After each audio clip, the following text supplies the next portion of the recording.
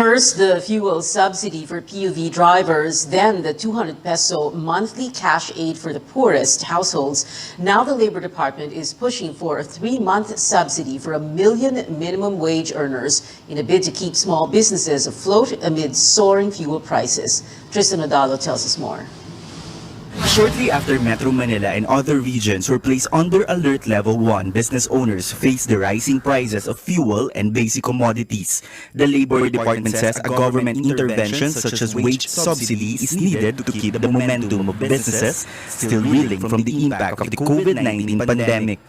It's more on incentivizing those enterprises who are reopening during this recovery period, and also at the same time saving and preserving the existing employment. The Labor Department proposes a 24 billion worth of wage subsidy for 1 million minimum wage earners. The department says this is not an additional cash incentive but a tool to help employers sustain their businesses.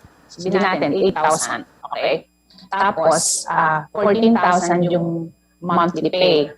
So yung 14,000 minus the 8,000, yun yung magiging counterpart ni establishments. Kumbaga may share ang government and then may share ang establishments. DOLE eyes to roll out the wage subsidy program from April to June 2022. Beneficiaries will come from the agency's database. Ang priority pa rin natin, Tristan, would be the micro, small, and medium enterprises who have been badly affected. While owners of small businesses welcome the proposal, they say it is more of a temporary relief measure. Kahit na wala ng subsidy, walang tulong na ibibigay, basta babaan, hindi dapat tumaas ang mga presyo ng gasolina eh. Yung mga sir, malilit na business sa katulad namin, businesses, kasi yung mga malalaking business, kaya naman nilang kaya naman nilang sustentuhan yung kanilang mga empleyado eh. The wage subsidy proposal is up for President Rodrigo Duterte's approval since the proposed budget will come from his office's contingency funds. Malacanang has yet to announce the President's decision. Tristan Odalo, CNN Philippines. It is unclear yet when the government will begin distributing the 200 peso monthly cash aid for the poorest households. President Duterte yesterday approved the measure as one way to cope with rising prices of goods and fuel. But is 200 pesos really enough? Our Paige Javier finds out. The cheapest rice you can buy is at 37 pesos per kilo. Galunggong, which has long dropped its image as the poor man's fish, goes for 100 per half kilo. Tilapia is at 60. Vegetables aren't cheap either. Eggplant, for example, sells for 80 pesos a kilo. Other food items often seen on the poor man's table, like noodles and sardines, are not cheap as well. Then there's cooking oil and gas, and other things you need to prepare a meal. If you plan to eat at a karinderya, rice goes for 10 pesos a cup, while viands range from 25 to 80 pesos per serving. That's good for one person. These prices are expected to go up as fuel costs continue to soar. The government says it will help the public, especially the poor, cope with a 200 peso monthly subsidy. This roughly translates to 1 meal a month for a family of 5. For 52-year-old Emelita Abesha, this is definitely not enough. Kulang talaga yun sa 200. Isipin mo ilan kami kumakain. Siyam. Wala na kami mabili, kahit sa tuyo na lang, hirapan pa kami. Abesha's 8-person household mostly relies on conditional cash grants. She says expenses piled up after the death of their only breadwinner. It's a different story for 57-year-old Marlene Negru, who welcomes the extra help. She spends most of the cash grants on food. Makakatulong din siya, dagdag. Kahit papano, kung may maidadagdag pa sila, malaking pasalamat din. Babaan na lang siguro yung mga presyo, wag nang masyadong mataas. Economic managers propose the 200 peso aid instead of suspending the excise tax on fuel. We realize that this is not enough, but this is what we can afford as of this time. And to make sure that our finances going forward, and especially for the next administration are still going to be healthy. There's no timeline yet on the distribution of the additional assistance, pending guidelines from the Budget Department. While they wait, beneficiaries will have to find other sources and make ends meet. Paige Javier, CNN Philippines. An additional 15 pesos in the base fare, that's what app-based Transport Network Vehicle Service or TNVS drivers and operators have been appealing to the government for since late last year. But they say they need the increase now more than ever. Here's Amor Santos with the story. These days, TNVS driver Michael Celes only goes home to sleep to keep up with the rising fuel costs. Sagad-sagaran kasi, lalabas ako ng madaling araw ng alas 4. Usually dati, 6 sa bahay na ako eh. 14 hours. Ngayon, sumasagad hanggang alas 12 para madagdagan lang yung kita. 500 to 600, mga ganun na lang. Kasi yung 600, 400, 500 dun, tatabi mo para sa hulog sa sasakyan. Transport Network Vehicle Service drivers and operators are now calling on the government to increase their base fare by 15 pesos or from 40 pesos to 55 pesos. They filed a petition in November. The LTFRB held the first hearing months later on March 8th. The group TNVS community now appeals for swifter proceedings, citing the weekly fuel price hikes. Ongoing pa po yung negotiation at wala pa pong linaw kung hanggang saan ang kayang ibigay ng gobyerno. Nag-arrive po kami sa 15 pesos with the consideration of yung mga maintenance, with the consideration of gaano kahaba ang itinatakbo ng isang driver sa isang araw, gaano din po kalaki ang gasolinang kinukonsumo nila, at gaano din po sila naapektuhan ng pandemya. Earlier, 4 transport groups set aside their petition for a 5 peso jeepney fare hike as the government promised to double the fuel subsidy and expand the service contracting program. For the TNVS community, these are band-aid solutions. Kaya po yung 6,500, pag binigay sa amin ng isang buwan, 2 buwan, hindi po makakasapat. Yung 15 pesos po na hinihiling namin, ito po, long-term po ito eh. The LTFRB said all jeepney drivers with existing Pantawid Pasada cards will receive the fuel subsidies until Friday. Other drivers have to wait a bit longer, but the government targets to complete the payout within the month. The 6,500 peso fuel subsidy may be a small amount, but for TNVS drivers, it means spending less time on the road and more with their families. Sa LTFRB, inaasahan namin. Sabi naman nila na meron naman daw. So, sana meron. Amor Santos, CNN Philippines.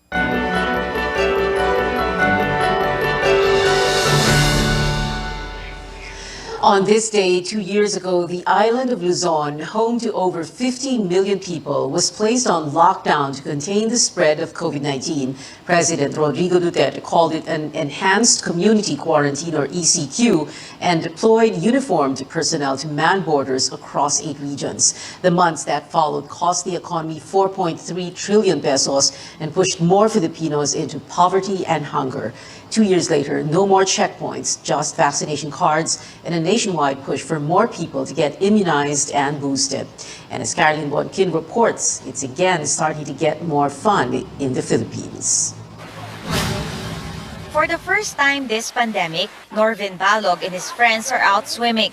From Laguna, they headed to San Juan, Batangas on its first week under the lowest alert level. Tinake opportunity na rin po namin para makapag-outing po kasi once in a lifetime na rin po kasi hindi naman po natin alam mo yung magiging future. They're just among many who are finally having a fun summer this pandemic. This is the public beach in La Ia, San Juan, Batangas, and this past weekends, this has been jam-packed with tourists. And in the coming weeks this summer, more visitors are expected as many restrictions have loosened up. Right now, we can safely say na talagang we are slowly getting back to normal. Under Alert Level 1, resorts no longer require antigen tests, only that visitors should be vaccinated. Transportation and establishment capacities can be maxed, and children may come as long as they are accompanied by vaccinated adults. Pre-booking is advised. San Juan, Batangas has 0 COVID cases for almost a month now, and they want to keep it that way as local tourism bounces back. They need to have the booking confirmation ahead of time kasi para ma-avoid natin yung resort hopping. Because we all know, nandito pa kasi si COVID, hindi pa sila totally wala, hindi natin alam kung sino ang infected at hindi. Hotels and resorts, our office, tourism office, conducts regular inspections and monitoring para po ma-ensure yung nandun pa rin, nai-implement pa rin yung basic nating health and safety protocols. As tourists return, so do 1,000 resort employees laid off in 2020, like Jan Rodriguez. In between jobs, he sold ceramic pots to get by. Mahirap ang sitwasyon. Kasi nga, wala kang trabaho, kailangan mong kumayod, kailangan mo talaga maghanap buhay. Glyceria, who has been manning a beach resort, is much grateful. Ay kami po ibali, 2 taong buong hindi po kami nakita. Talagang napakahirap po. Dahil dito po naman naaso din ang aming mga pamilya. Everyone here has high hopes that things are finally turning around. Caroline Bongkin, CNN Philippines, Batangas. Straight ahead, economic managers are proposing a 4-day work week to help employees and employers save up on gas and electricity. And she may have failed to bring home the Blue Crown, but Tracy Maureen Perez still made the country proud. Highlights of Miss World 2021 here on CNN Philippines. SMC, San Miguel Corporation. Bisag unsang industriya ang sudlan niini, tinguha sa SMC ang pag-uswag o paglambo sa mga Pilipino. Karon, gikan sa SMC, aniya na ang SMC Davao Cement. SMC Davao Cement. Gama sa Davao, para sa Mindanao. SMC Davao Cement. Ato ni Bay.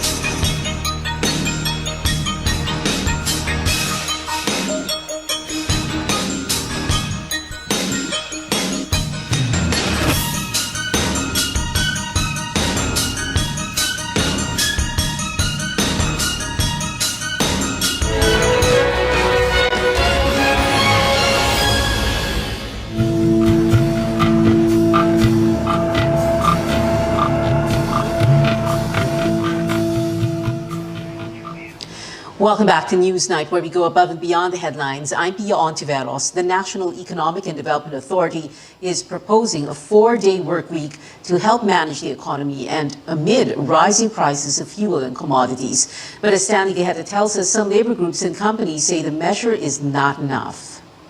The government's economic planning chief points out the benefits of a shorter work week at a time of rising costs triggered by expensive fuel. Magtatrabaho pa rin po ang bawat Pilipino na 40 hours per day. Pero imbis na sa 5 araw ay 4 na araw. Pero imbis na 8 oras kada araw, magiging 10 oras kada araw. The Energy Department says the 4-day work week can help conserve energy. Naman sa ating fuel consumption, at least 15% yung matitipid. These figures are based on government data for government offices and facilities. There were similar proposals before the pandemic to ease heavy traffic. Authorities say a shorter work week will allow savings amid the rising cost of basic goods and commodities and fuel. In the meantime, the Labor Department says an adjusted work schedule should be a management discretion and not mandatory. A labor official says a flexible work scheme is in line with the labor code and there's no need for a new law to carry it out. Ngayon po, tumataas po ang presyo ng gasolina. Pwede po sila mag-implement ng compressed work week. Pwede po sila mag-implement ng flexible work arrangement katulad po ng 4-day work. On the other hand, some labor groups believe the country needs a holistic response, including an alternative to the oil deregulation law, the need for financial aid, wage increases, and price controls. The Trade Union Congress of the Philippines and associated labor unions say these concerns should go through consultations with labor management councils, trade unions, and the workers themselves. Second, they must be carried out voluntarily. And third, there must be a written agreement between labor and management. We are asking today for the President to listen to the workers, to get the perspective of the workers' plight. Nasa naman yung ambag ng employers? Protektado ang 8 oras na trabaho ng isang manggagawa. Hindi mo pwedeng galawin yan basta-basta. An employers group also doesn't believe the scheme would save on resources and energy since many companies operate 24/7. The trend worldwide now is reduction of 40 hours, not prolonging it now. Okay? Yung efficiency will suffer, tapos yung sinasabing fuel savings, solve na lang nila yung traffic sa yung mass of transportation. Stanley DXKT, CNN Philippines.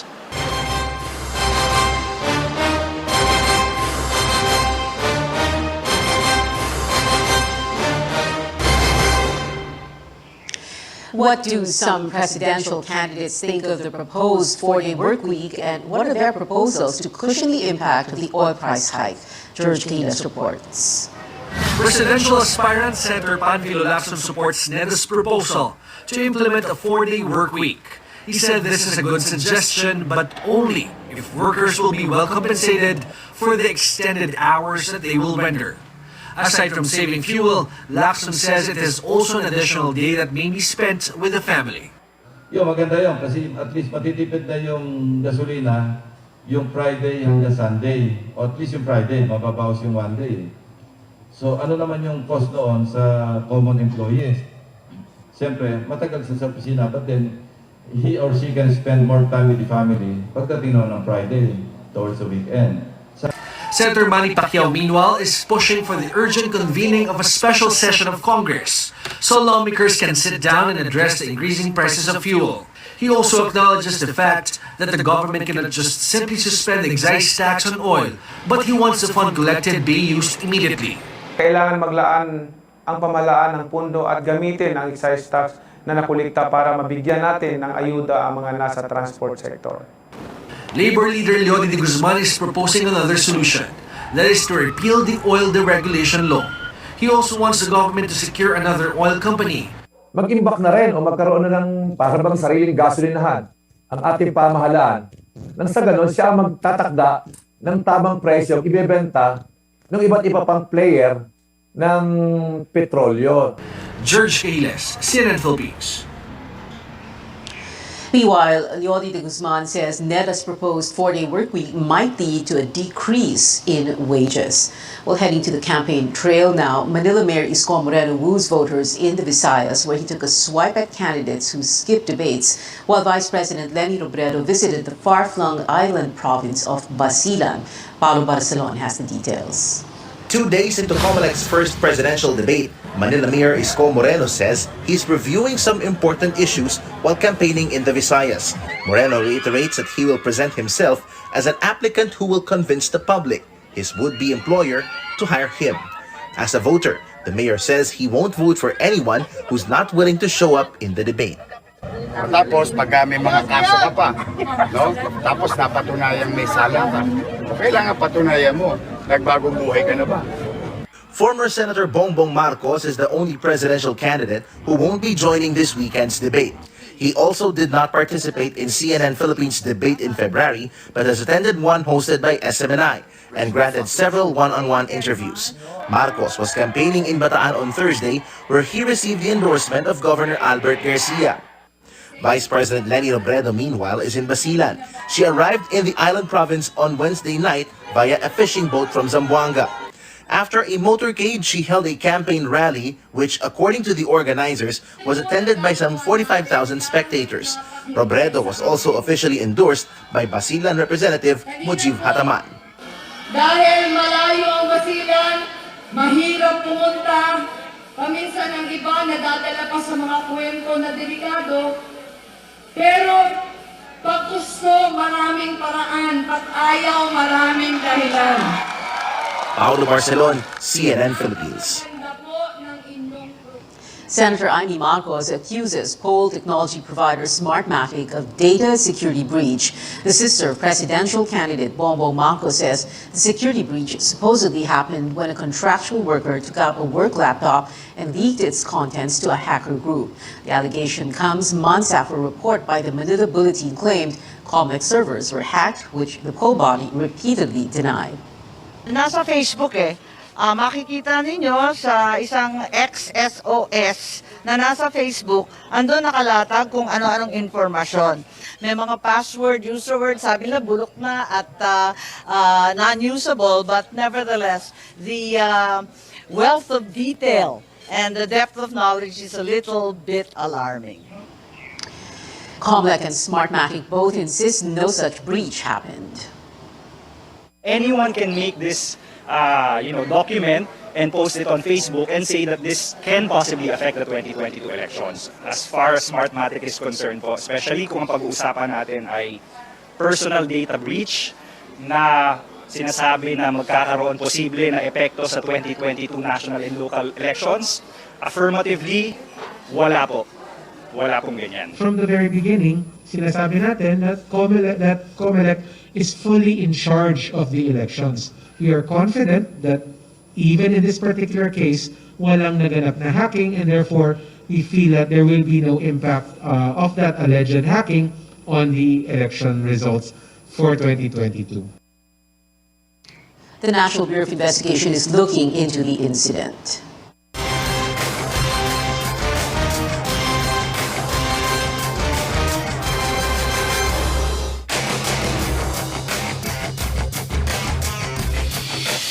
Coming up on Newsnight, the schedule of UAAP men's basketball games is out, and it looks like we'll be seeing more action on the hard court each day. Plus, we bring you the highlights of today's Miss World pageant. Stay tuned to CNN Philippines.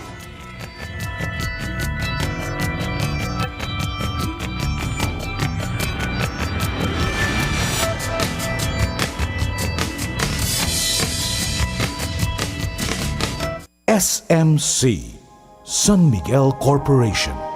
Bisag unsang industriya ang sudlan niini, tinguha sa SMC ang pag-uswag o paglambo sa mga Pilipino.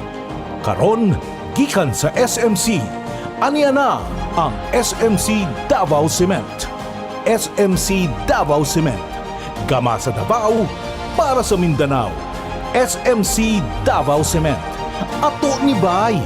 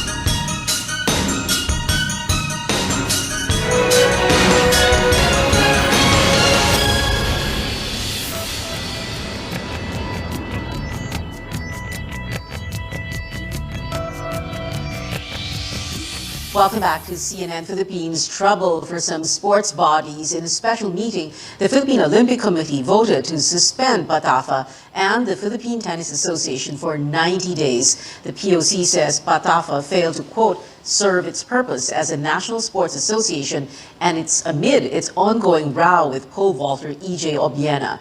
If the suspension is ratified on March 30, Davao will not have authority over the national team for the Southeast Asian Games, and Obiena may be able to defend his title. Philta, meanwhile, was suspended for non-compliance to an International Tennis Federation order to hold elections for new board members. Get ready to witness 4 men's basketball games per day, thrice a week this UAAP season. This means all 8 teams get to play each day at the Mall of Asia Arena in Pasay City. In previous seasons, there were usually just 2 or 3 games a day. Matches begin on March 26, Saturday, and these are set just 3 hours apart. The Ateneo Blue Eagles will begin their bid for a 4th consecutive title as they face the UP Fighting Maroons for the season 84 opener. You can view the full schedule of first-round games on our social media platforms. Pageant news now. The race for the Blue Crown has ended with Poland taking the 2021 Miss World title, but as a pageant analyst says, the Philippines' bet Tracy Maureen Perez also put up a good fight. Pauline Versosa gives us details. From 97 delegates, it was just down to the top 40 candidates vying for the 70th Miss World crown in San Juan, Puerto Rico. Among them, the Philippines' very own bet, Tracy Maureen Perez, who secured her spot as one of the winners of the pre-pageant head-to-head challenge. She was also a finalist of the Beauty with a Purpose program with her project Para Kay Nanay, which aims to empower single mothers. An early pageant favorite, the 28-year-old stunner from Cebu dazzled in blue, earning her a spot in the top 13. And during a short Q&A, Perez imparted how she can use her journey to inspire others. If I told any of you my life story, my experiences, you would also probably wonder, how in the world did she get here? Well, you know what? I'm so much bigger. I'm so much stronger than all of the unfortunate things that had happened to me. And I know in my heart that all those experiences led me to this very day, to this very stage. And I want people to see me, to see themselves in me, and be reminded that what we go through in life should never dictate, well, where we'll ever be. Perez, however, ended her quest there as she failed to advance to the top 6. Poland's Karolina Bielawska eventually took home the much-coveted Blue Crown and Miss World title, ending a 33-year drought for her country. Shri Saini of the United States was hailed first runner-up, while Olivia Yasse from Ivory Coast was named second runner-up. Perez may not have taken home the elusive crown, but her top 13 finish is the Philippines' highest placement since 2016. When she spoke in the Q&A, top of Q&A, I thought she would an easy shoe-in the top 6 because she told her life story in that 30-second answer. She was perfect. Her styling was perfect nung evening gown. Tapos nung opening segment, nung Dances of the World or yung opening segment nila, she was glowing in that national costume of Axel K. So there's nothing I would have wanted her to change. She was really meant for that moment, and unfortunately, it did not resonate well with the judges. As I've been saying, recalibrate tayo ng strategies for the next few years. Fans took to social media to congratulate the beauty queen for representing the country well, including 2013 Miss World Megan Young, who remains to be the country's only title holder in history. Pauline Versosa, CNN Philippines.